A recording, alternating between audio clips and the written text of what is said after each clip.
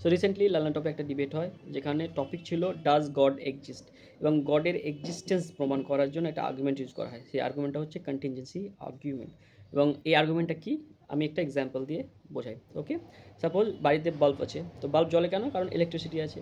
এবং ইলেকট্রিসিটি আছে কেন? কারণ পাওয়ার স্টেশন আছে। আর পাওয়ার স্টেশন আছে কেন? কারণ ইঞ্জিনিয়ার্সরা সেই পাওয়ার স্টেশনটা তৈরি করেছে। এবং হিউম্যান আছে কেন? ইঞ্জিনিয়ার্স আছে কেন? কারণ হিউম্যান সোসাইটি থেকে ইঞ্জিনিয়ার্স আছে। এবার প্রত্যেকটা জিনিসে যদি ওয়াই খুঁজতে যাই, হ্যাঁ, তাহলে আমরা একটা ইনফিনিট রিগ্রেশনে চলে যাই। কোনো কিছুরই ফাইনাল ডেস্টিনেশন নেই যে who actually explain the existence of everything. Okay, so এটাকে অনেকে অ্যাকসেপ্ট করে না, because ultimately we remain unanswered for everything. এবং সেটাকে আনসার করার জন্য একটা নেসেসারি বিং ইনভেন্ট করা হয়, এবং সেই নেসেসারি বিংটাই হচ্ছে গড। গড হচ্ছে এমন একটা পার্সোনা যে সব কিছুর এক্সিস্টেন্সের রিজন এক্সপ্লেন করে। এই হচ্ছে কন্টিনজেন্সি আর্গুমেন্ট। এবং এই আর্গুমেন্টটা প্রথম দেয় লাইবনিজ, যে the principles of sufficient reason বলে এই যে পুরো ইউনিভার্সের এক্সিস্টেন্সের লাইক রিজনটাকে এক্সপ্লেন করে।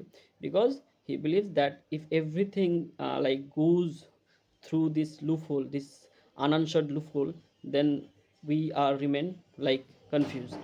সেই জন্য এই আর্গুমেন্টটা দেওয়া হয়। এবং এই আর্গুমেন্টে অনেকে আছে এগেনস্টে রয়েছে, তার মধ্যে রয়েছে বার্টন রাসেল। বার্টন রাসেল বলে যে ইউনিভার্স এক্সিস্টেন্সের জন্য কোনো রিজনের দরকার হয় না, ইট self exist. Now, what do you think about this argument? Let me know in the comment section. Does the contingency argument necessarily proves the existence of God or not? Thank you.